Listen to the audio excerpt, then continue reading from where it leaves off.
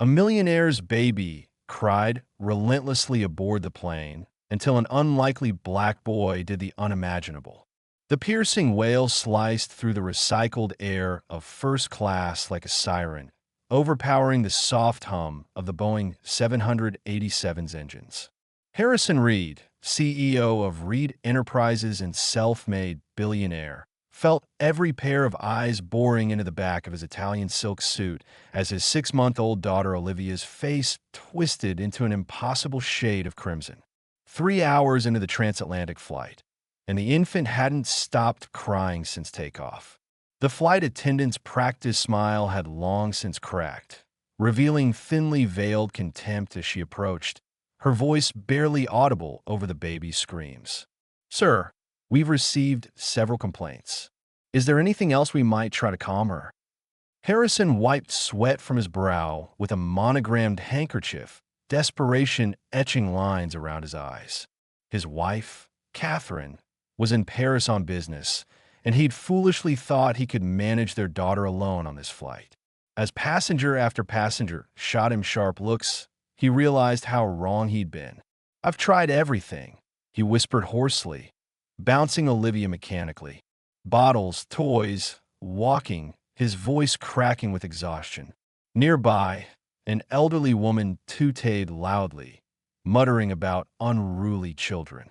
A businessman in a neighboring seat slammed his laptop shut, jamming noise-canceling headphones over his ears. From the economy section, 17-year-old Marcus Johnson heard the commotion. The thick curtain separating first class from economy couldn't muffle the baby's distress.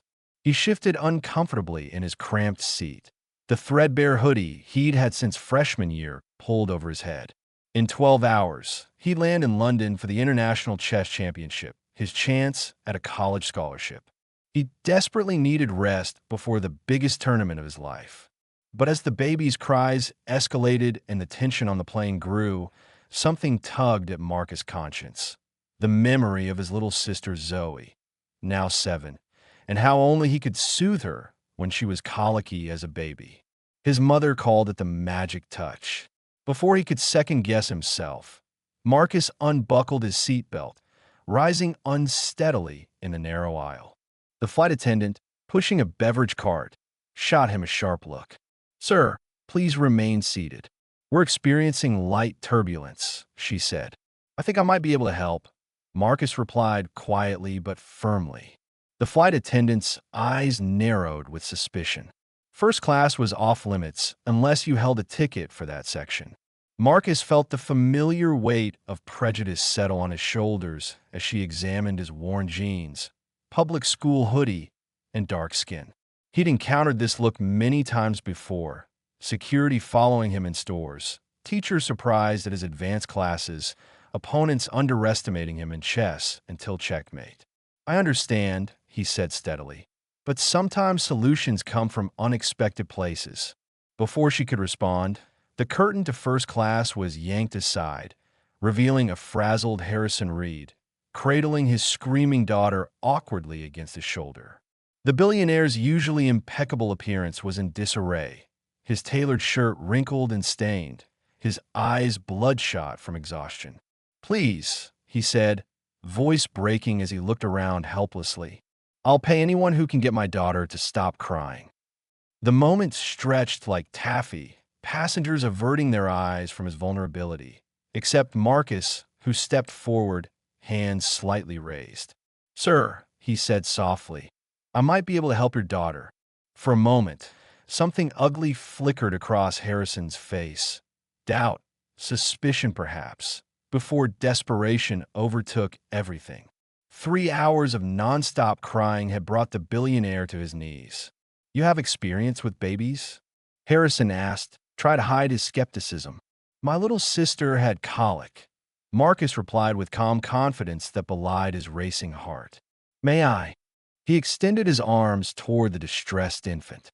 Harrison hesitated only briefly before surrendering his daughter. The entire plane seemed to hold its breath. Then Marcus did the unthinkable. But to understand how this moment came to be, how a 17-year-old chess prodigy from Southside Chicago ended up holding a billionaire's baby miles above the Atlantic.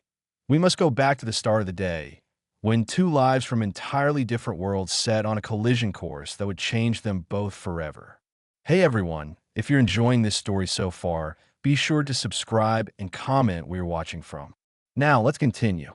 6 hours earlier, Marcus Johnson stood before his bathroom mirror in their small apartment, straightening the collar of his only good shirt. Outside, the city was already alive. Car horns, voices, the distant rattle of the L train ready to take him to O'Hare. On the counter lay an envelope with his boarding pass, passport, and a carefully folded letter from the International Chess Federation that changed everything. "You got this," he whispered to his reflection, repeating his coach's mantra.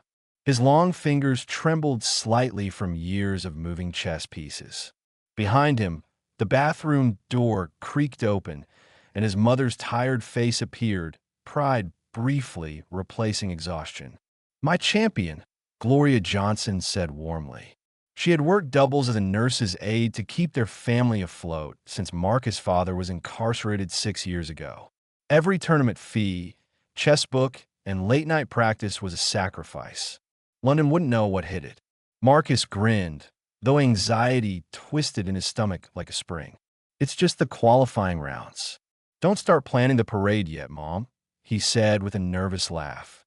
She smoothed an imaginary wrinkle on his shoulder.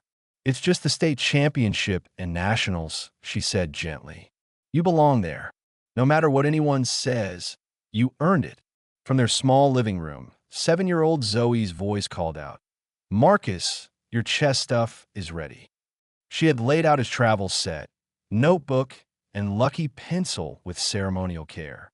20 minutes later, Gloria pressed a taxi fare into his hand, insisting, "No son of mine is taking public transit to the airport for an international flight." The taxi pulled away, and Marcus caught a final glimpse of his mother and sister waving from the window. The familiar tightness gripped his chest, the weight of their hopes and sacrifices. He couldn't afford to fail. Elsewhere, in a penthouse overlooking Lake Michigan, Harrison Reed's morning was very different. The panoramic windows framed the city like a living painting as he wrapped up a video call with his Tokyo team.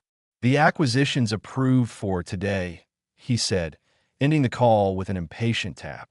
His assistant, Vivian, standing with a tablet, said, "Your itinerary is set.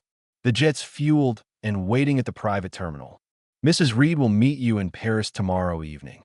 Harrison nodded, already shifting focus to his next task.